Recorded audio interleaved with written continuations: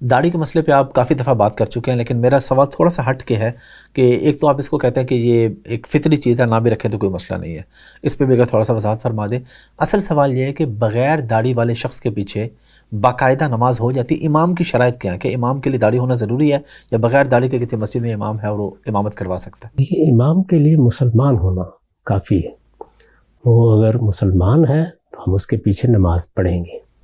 امام جب آپ مقرر کرتے ہیں تو اس میں اللہ کے پیغمبر نے ہمیں بتایا ہے کہ یہ صفات دیکھنی چاہیے، کہ وہ قرآن کا جاننے والا ہے، کیا سنت کا جاننے والا ہے، اس کی اخلاقی حیثیت کیا ہے، یہ سب چیزیں دیکھی جائیں گی۔ اس میں اگر کچھ لوگوں کے ہاں داڑھی کی بھی کوئی اہمیت ہے تو وہ بھی دیکھ لیں گے۔ اس کا بڑا انحصار اس پر ہے کہ جو کمیونٹی یا جس علاقے کے لوگ کسی کو امام مقرر کر رہے ہیں وہ کن چیزوں کو پسند کرتے ہیں، کن چیزوں کو ضروری سمجھتے ہیں۔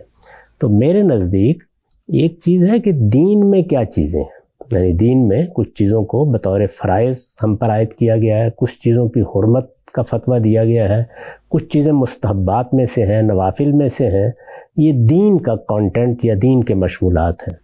داڑھی ہم رسالت مآب صلی اللہ علیہ وسلم کی اتباع میں رکھتے ہیں۔ آپ نے داڑھی رکھی ہوئی تھی، یہ محبت کا تعلق ہے۔ میرے نزدیک اس کا دین کے مشمولات سے کوئی تعلق نہیں ہے، تو اسی زاویے سے یہ رکھنی چاہیے۔ مجھے داڑھی بہت پسند ہے، میں اس کو فطرت کا بھی تقاضا سمجھتا ہوں، اور میرا احساس یہ ہے کہ یہ مردوں کا حسن بھی ہے اور زیور بھی۔